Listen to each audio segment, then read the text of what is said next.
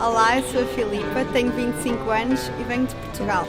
Ahojte, volám sa Euka, mám 19 rokov a pochádzam zo Slovenska. Alors moi c'est Juliette, j'ai 21 ans et je suis française. My name is Robert, I am from Latvia, I am 17 years old. Ahojte, volám sa Agáta, som zo Slovenska a mám 19 rokov. Hello, my name is Paulos Dioscalou, I'm 24 years old and I'm from Greece.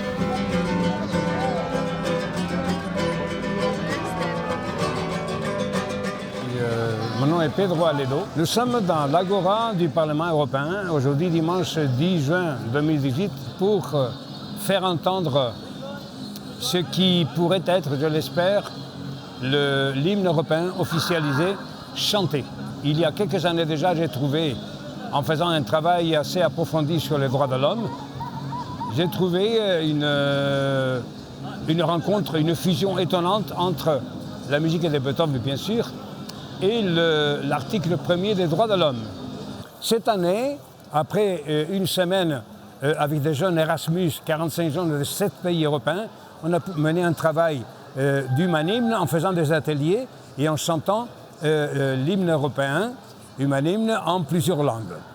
Aujourd'hui, ce matin, lors de l'ouverture, de la cérémonie d'ouverture des Journées Portes Ouvertes, humanhymne avec le texte en français sur les droits de l'homme a été chanté pour la première fois d'une façon, disons, semi-officielle. Tout à l'heure, ça a été reconnu comme un élément porteur et qui pourrait s'intégrer dans le protocole du Parlement européen lors de la présentation des Journées Portes Ouvertes.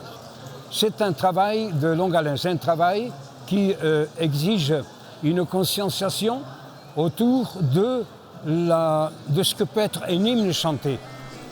Prendre conscience qu'un hymne chanté est très porteur, qui se veut, il l'est naturellement, qui se veut rassembleur pour, d'une façon tout à fait complémentaire, culturelle, artistique et éducative, pour que ça entre dans un programme éducatif et culturel dans les prochains programmes de l'Europe.